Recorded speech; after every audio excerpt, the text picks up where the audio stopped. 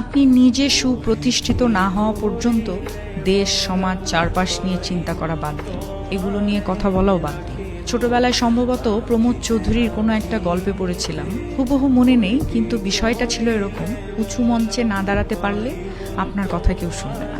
সারাদিন কথা বলছেন, মন্তব্য করছেন, প্রতিবাদ করছেন, প্রতিক্রিয়াশীল হয়ে তেলে বেগুনে জ্বলে উঠছেন, কখনো সুশীল সেজে বিশ্লেষণ করছেন, গোয়েন্দার রূপ ধরে অনুসন্ধান করছেন, কোনো লাভ নেই। কারণ আপনার অবস্থান কোনো উঁচু মঞ্চে নয়। নিজেকে প্রতিষ্ঠিত করুন, উঁচু মঞ্চে যান, এবং তখনই উপলব্ধি করবেন আপনি বোবা।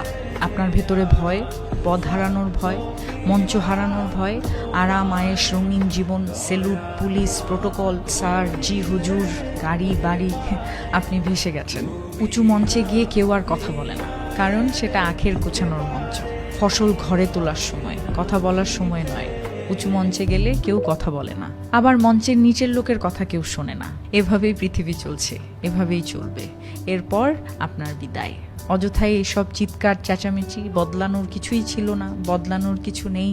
শাসন করে মূর্খ, চোখ রাঙায় দলবল, বিদায় পরিচিতা আকাশ ক্লান্ত। তার কাছে যাই।